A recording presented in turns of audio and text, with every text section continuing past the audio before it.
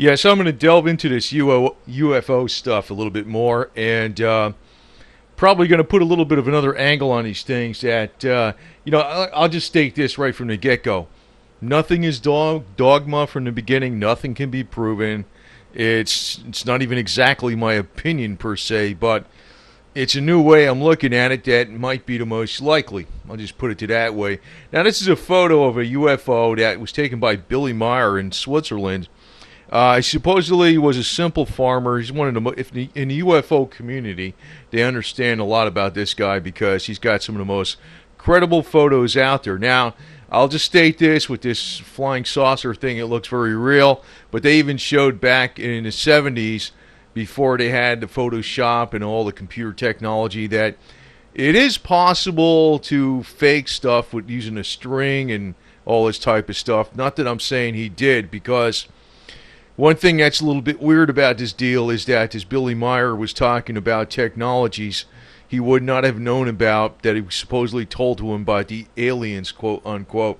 Now, I got another theory about this deal because, this is right off of Wikipedia. This is Billy Myers. He was born in 1937 from Switzerland.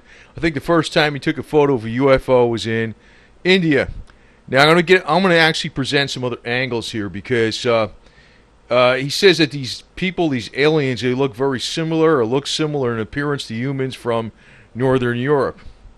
Well, I want to get right to the chase. I think they are from Northern Europe, to tell you the truth. And there's probably I'll just cut right to the chase. I think there's some technology out there. But says others believe the Meyer case to be the most thoroughly researched and validated UFO case in our history. I would say so too, but what I'm thinking is, if this is real, is it really from another planet, or what's the deal going on here? Basically, he also had some metal samples. He says that I don't know how you say his name. I'm just calling it Meyer, but I might be saying it wrong. But his name is actually not Billy, I think, because he wore a lot of Western stuff. They call him Billy the Kid. So, but it's Billy Meyer, Billy or whatever, claimed to have received from these aliens. So a chemist that was working at IBM, Marcel Vogel, examined these with a scanning electron microscope and reported when he touched the oxide with the stainless steel probe, red streaks appeared and the oxide coating disappeared right after that. And he says it was like normal metals, but they were like crystallized and held together by a structure he didn't understand. He says it was weird. So, he says it was like a crystal. And now, I'm a little bit familiar with some of this stuff because, like in the jet engines, like in Pratt and Whitney, back in the, I think it was the 80s, they used to have the directionally solidified crystalline structure of the metals, and they went to single crystal structures, like when you look at them under Zyglow. It's not, maybe it's another, but those are very, very expensive blades and vanes put in jet motors so they could stand high heat. The technology I know was being done. Now, I'm very familiar with that because I was working with it a little bit in accounting, though, back in the early 80s. I knew about this technology. So, some of this stuff when they're talking about how the metals are formed and they're in a single crystal or something, that's not so crazy. That's not so really light years ahead. Now, I'm going to get into some things here because it's been known and that the Germans were experimenting with flying saucers back in the World War II. And they were looking for this ancient technology in India, and also they supposedly established bases on Antarctica. And we all know about the Admiral Byrd mission high jump in 1946 or 47, where they tried to, I guess it was a cover story to try to look for Nazi bases or something in 1946, right after World War II. But what I'm alleging here is that, it may be that the Germans actually did find some ancient technology, because I think there is, I'm not just going to say I think this, but I'm going to say this.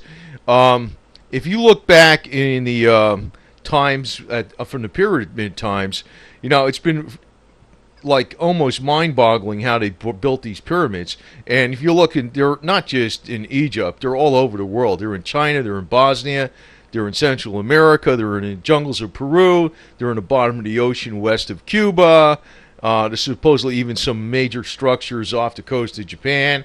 They kind of like refute some of these things a little bit, but I've seen they look pretty legit. But what may have been going on with these pyramids, they may have been energy transfer devices, almost like the Nikola Tesla Tower, because there was tunnels connecting some of these pyramids in Central America that were lined with mica. And mica is not something that's actually good for using it for a tunnel for irrigation, because mica would wear away, it would flake away. You wouldn't want to use mica, but mica is perfect for microwave energy or something, or some type of energy sources. But it's been known too, at the top of the pyramid, there's like a lot of electricity being generated just naturally off of this pyramid at the top. Somehow it's like the Earth actually is a magnet in a way, because well, if you even go back in the 1800s, they used to have like Earth batteries they used to set up to help transmit and boost the signal from the the Morse code, the wire. I don't know what the hell they called it back then. When they were tapping out the Morse code and the signal would be kind of weak, they would actually boost the signal with Earth batteries, and they used to even use this in with the radio signals too. You could actually use a single crystal radio at the infancy of radio, and the signal would be boosted with something they would put in the earth. But it's not like a ludicrous theory to think about this stuff, because what Tesla did is a little bit akin to what the Egyptians were trying to do. What came on later on with the Mayan Indians and Egyptians was, there were temples to the gods and all this kind of stuff. There may have been some type of ancient civilization way back when, I don't know, 15,000 years ago. And if you look at a lot of writings from the country of India, they talk about flying ships and stuff. Now, I'm going to state that a lot of people today, they just seem to think that everybody way back was a nut job that was writing down all these ludicrous, crazy things, and it was all superstition and fairy tale. But it may not have been. That's the thing. We make this assumption that today on this earth we are actually, far superior to everything out there, but maybe we're not. Maybe we're not. You got to remember, man has been on this earth in pretty much its present form for like 100,000 years. We don't even know we don't even know what went on 5,000 years ago. And look what happened in 150 years. There could have been something that was very advanced many, many thousands of years ago, and it got destroyed. And when things started over, the technology was lost. That could be possible. The Nazis believed this, and they looked for this technology, and maybe they did reverse engineer it.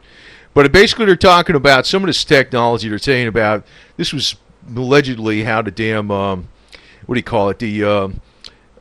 flying saucer anti-gravity deal worked. He says, it was actually, I don't know how accurate all this stuff is, but it's taken from some of the translations from some of the old books, and about using mercury. And interesting too, also, like they said, they use mercury in the flight machines. Mercury is the god of communication. They show Mercury with wings. The association of all these other fairy tale fables may be coming from something that is actually more ironclad in really, really ancient times. But I'm getting at something with this UFO thing. I don't want to call it the damn UFO thing, but it's something where there's probably a big scam going on here, a big scam, and I see it as, just to keep your peripheral vision open on this deal, because it may be shedding light onto what's really going on. But anyway, talking about the what do you call it, the flying saucer type technology. It says inside the circular airframe, place the Mercury engine with an electrical charger at the bottom center. By means of power latent in the Mercury, which set its spinning vortex in motion, a man sitting inside may travel a great distance in the sky in the most marvelous manner. 4 strong Mercury containers must be built into the interior structure. When those have been charged by electrical energy from iron generators, they develop thunder power through the Mercury. At once it takes off and becomes distant like a pearl in the sky. Now I'm going to state this. And let that here, but this is actually what Tesla envisioned with his tower. He was saying that there would be airships that would be driven by electricity and vehicles on this earth that traveled on the surface, and also planes that would be driven by electricity by this tower. I don't know. You know, it's maybe it's not that ludicrous. I don't know. I'm not going to state that it's absolutely fact, but who knows? Now, this is one of the first ones taken by this Billy Meyer. I don't know if I'm saying his name right because I'm not a ufologist or anything like that. I might be saying his name incorrectly, but this is one of the first videos he took of a flying saucer in India. I think it was in the early 70s, or I'm not even sure exactly when. But like I said, I'm not a UFOologist, but I'm looking at this from another aspect, that these UFOs that are pretty good sightings, like some of the ones that are very, very good, people got film and everything like that, they're probably human. They're not from some alien space place or something like that. This was supposedly like an alien crafts that, you know, people think that this what they are. These are the alien crafts and all this. Well, you know what? They pretty much look like what the Germans were building back in World War II. And you look at this stuff. Now, I'm going to point out a couple other things because, you know, we saw where Billy Meyer was talking about the aliens look like they were from Northern Europe. Now, also, I can't find a reference, but I know I read it someplace. It was actually about Georges von Tassel. Another one, he said he dealt with aliens, and he built this thing called the Integratron. It exists there today. It's not fully functional. See, actually, the outside is supposed to spin around. It's all made out of like cement, fiberglass, wood. There's no nails in it or anything like that. It's like pretty much all organic materials, and it's supposed to bring actually bring energies into the body and lengthen life, rejuvenate life, somewhat along the Lakhovsky coil. So, but what I have to state about this thing, this Georges von Tassel actually, you know, here it states here, the Integratron is based upon the multi-wave oscillator invented by Georges Lakhovsky, who actually got his idea from Nikola Tesla. He actually got but he actually did. He did all the hard work to make it, but the concept came from Nikola Tesla. George's Lakhovsky coil is supposed to be like somewhat of an anti-aging rejuvenation device, makes the body stronger. Well, this von Tassel, here's what I'm getting at with the German theory again. He says that the aliens that visited him from Venus were, he noticed they were speaking German. And he asked him, like, whoa, you speak German? And he recognized that he speaks German. He said, well, we speak all the languages of the earth. And I'm thinking, yo, dude, and that was kind of a tip-off, because I'm really thinking that, you know, they look like us, they look like they're Northern European, and here you got something speaking German, right? So, you know what may be is that here, you know, say Meyer claims that the Pelagian, I don't know what they are, Palladians, that's a Pelagian. I'm not familiar with this UFO stuff. Like I said, I might be wrong on what I'm saying here, is pronunciation, but they look similar to appearance in humans from Northern Europe. But I think what's going on here is, what you have is a major scam by the New World Order, which we maybe term the Nazi World Order, because a lot of this New Age stuff is exactly what the Nazis were doing in World War II. And, you know, maybe it's known by the American elite, maybe it's known by the Russian elite, maybe it's known by the Chinese elite, but it sure as hell is not known by the people that are, you know, the regular people on this earth. And there's a lot of people following this around like, well, there's people that go on one side or the other. It's like they state that it's either like a big hoax, everything out there, it's BS with all this alien stuff, and even if they believe it, they think they're coming from some distant galaxy many, many light years away. They may be coming from this Earth. Now, I put something out on this hollow Earth theory, and it goes back to the Nazis and all that stuff like that when they try to get their bases in Antarctica and the Admiral Byrd mission. I'm not going to rehash that. I'll put the link on the bottom. And I don't delve too far down the rabbit hole on these theories. I don't really, you know, even though I'm presenting some things out that are not commonly well known, I'm trying to present them in a fashion where I'm trying to stick with the most basic. But here's an old Mercator map. You know Mercator was a famous map maker from the 1500s. Now, what's interesting about this map, well, you can see how they show Antarctica, right? They're showing 4 land masses with rivers. I'm laughing at this, you know, because it's almost like crazy, right? When you're looking at this, you're saying, wow, 4 land masses. You know there's oceans up there. And it's showing like, I don't know, a land mass here in the middle, right? And you're thinking, wow, this guy just didn't know what the hell he was doing. But let me put it to you this way. I'm going to state this. The Arctic Ocean is actually a very shallow ocean for an ocean compared to the other oceans. And when we're looking at the accuracy of this map, it's actually pretty damn accurate. It's not bad at all because, first off, you're showing a lot of detail on the coast over here in Scandinavia. You're showing that this is like Scotland over here.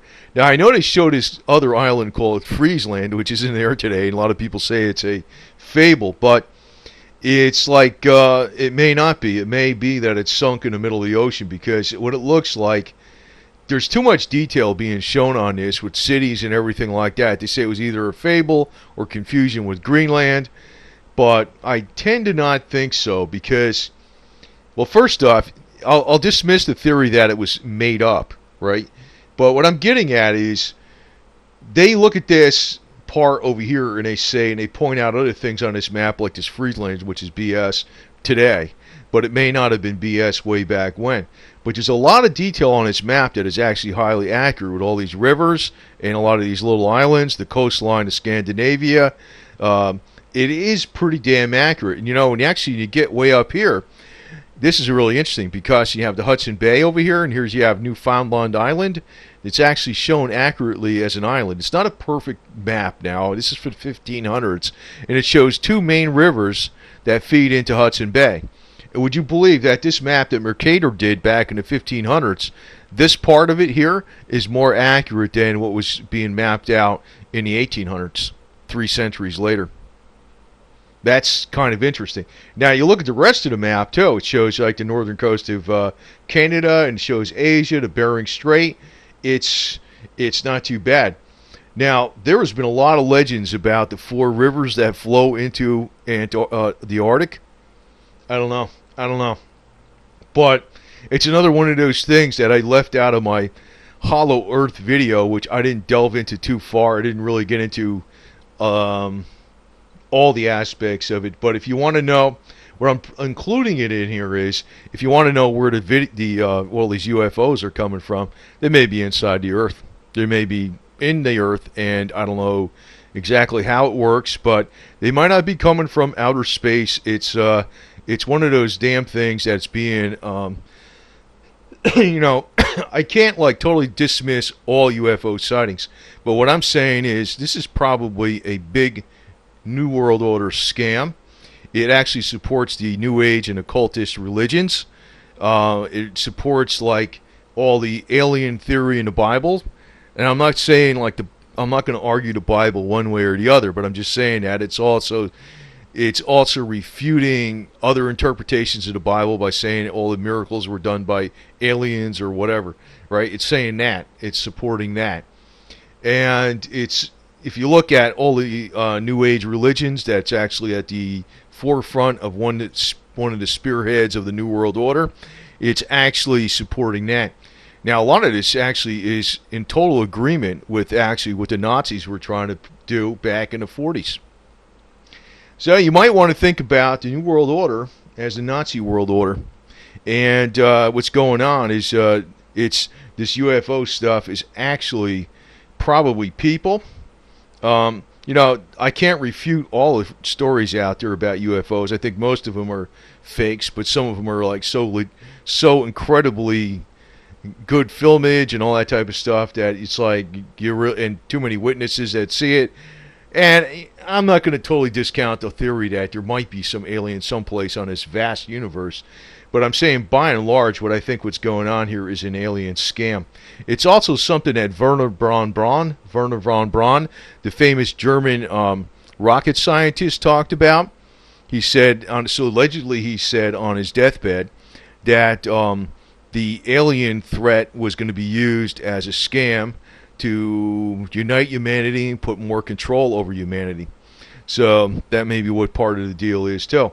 And also, if you the only thing I'm going to mention here about the Admiral Byrd thing about when he went to Antarctica with that large military expedition in 1946, and he did lose a lot of equipment there. So that's one thing that's factual. We don't know how he, there's theories and little stories how he lost his equipment. Maybe it was the Nazis did it or something. They fought him, and I really don't know what the hell happened, But the thing is, one thing that supposedly he wrote down in his log is, and he can't prove this one way or the other, but it says that it's just the next time we fight an enemy, they're going to have the ability to fly from pole to pole, North Pole to South Pole, and vice versa, unobstructed.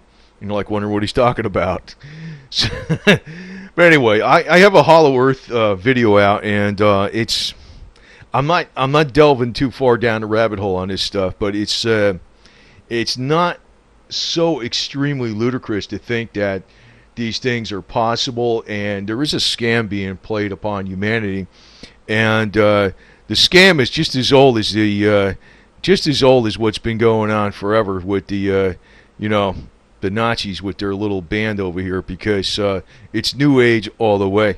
So I just want you to beware of this, because I'm not 100% sure about this. I'm not going to say everything I put out here is like I know it, like ironclad fact, but it's got me thinking about something, because if you want to take a middle ground between, the most extreme UFOologists and the ones that dismiss everything as complete hoaxes, this might be a pretty good middle ground theory. So it's part of the New World Order, the UFO apparitions.